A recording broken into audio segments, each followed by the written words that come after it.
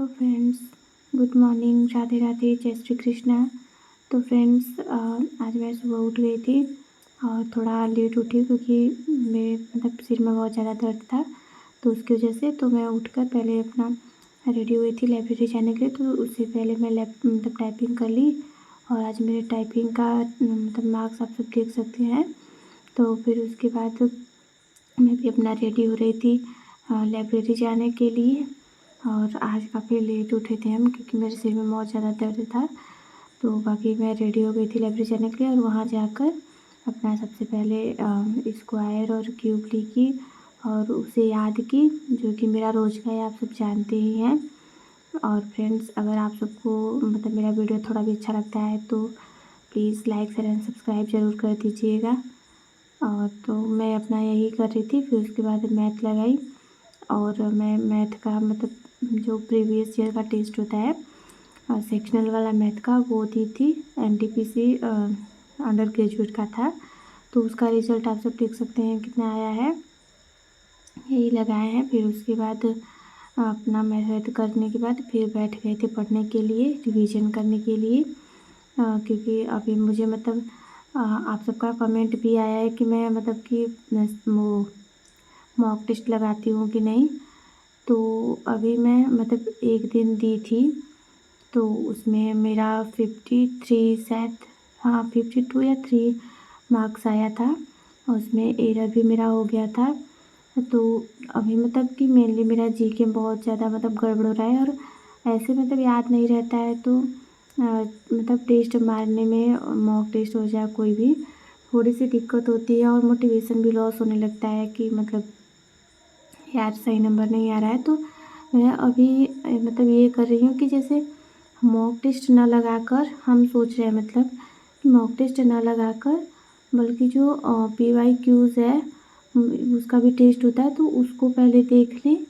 फिर उसके बाद सेक्शनल टेस्ट दें जीके के लिए भी और मैथ रीजनिंग के लिए भी। फिर उसके बाद जब कुछ अच्छा नंबर आने लगे और मेरा सिलेबस भी लमसम में 50-60% याद हो जाए हमें, तब मॉक टेस्ट लगाएं तो हमें लगता है कि अच्छा रिज़ल्ट मिलेगा। तो इसलिए मैं मॉक टेस्ट में वही मेरा आया था 52-3। तो थोड़ा सा नर्वस हो गए थे। बाकी है क्योंकि हमें भी पता है कि भी हम सही से रिवीजन नहीं किए हैं, सब अभी याद भी नहीं हो पाया। इसलिए थोड़ी सी राहत थी कि अभी हम और अच्छा से मेहनत करेंगे, क्योंकि अभी जीके मेरा नहीं बन रहा है। और सच बताओ यार, जीके इतना टफ है बनाना ना कि हम क्या बताएं। कितना भी रट लो याद ही नहीं होता है, फिर भी कर रहे हैं। एंड आप सभी बताइए कि आप सब कैसे करते हैं और आप सबके मॉक में कितने नंबर आ रहे हैं। बाकी मैं तो पूरा कोशिश करूँगी अच्छा करने का, क्योंकि इस साल हम पूरा टारगेट, मेरा मन एकदम है कि मुझे लेना है। और अगर हमें भी लगता है अगर अच्छे से मेहनत करेंगे तो हो जाएगा। तो इसलिए हम बस लगे हुए हैं। कितना भी प्रॉब्लम आए, कुछ भी आए, बट हम करते रहते हैं पढ़ाई।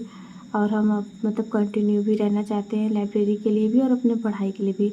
और मेरा कि टारगेट का जो था 30 डे का टारगेट, तो वो भी पूरा ही होने वाला है, आप सब देख ही सकते हैं। और आप सभी कमेंट में बताइए कि क्या आप सब मेरे साथ जुड़े थे और क्या आप कैसे टारगेट बनाकर कर रहे हैं कि नहीं, प्लीज़ कमेंट में ज़रूर बताइएगा। और मुझे ये भी बताइएगा कि आगे मैं चैलेंज के थ्रू ऐसे ही डेज़ का चैलेंज लेकर कि पढ़ाई कंटिन्यू करूँ, या फिर कि डेली का कि डेली का जो होता है ना कि इतने दिन घंटे पढ़ने का चैलेंज ले रहे हैं, जैसे 8 घंटे 10 घंटे पढ़ने का चैलेंज ले रहे हैं, तो वैसे लेकर पढ़े। प्लीज़ आप सभी एक फेवर कर दीजिएगा, कमेंट में ज़रूर बताइएगा ये कि हम कैसे करें।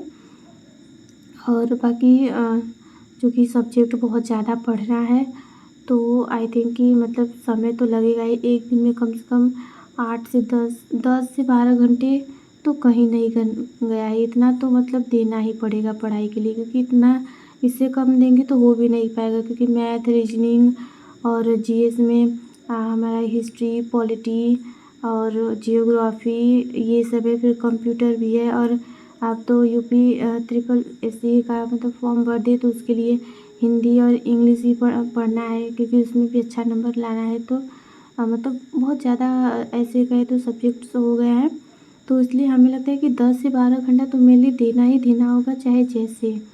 तो हम वैसे भी कर सकते हैं, ऐसे भी कर सकते हैं, मतलब 30 डेज़ का और या 90 डेज़ का लेकर। बाकी आप सब प्लीज़ कमेंट में ज़रूर बताइएगा। तो फिर मैं वही पढ़ने के बाद घर चली गई थी, और वहाँ आने के बाद थोड़ा मतलब फ्रेश हुई, और हाथ मुँह धोकर खाना पीना कुछ मतलब नाश्ता वास्ता कुछ कर लिए। फिर उसके बाद मुझे आज कपड़ा भी सिलना था। दादी मतलब आई थी तो दी थी, जब जैसे कि उन्हीं के पास आता है सिलने के लिए, तो ज़्यादा रहता है तो हमें भी दे देती है। ऐसे मतलब मेरे भी जो लाइब्रेरी का खर्चा होता है फ़ीस का, वो चलता रहता है। तो मैं भी अपना सिलने के लिए बैठ गई थी, तो पेटीकोट सिलना था मुझे।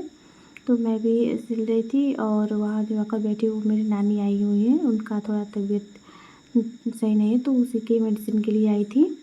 तो फिर मैं भी अपना सिल रही हूँ, और मुझे लगता है ना, पढ़ाई वगैरह तो ठीक है, वो तो करना ही चाहिए, जॉब भी करना चाहिए, लेकिन मतलब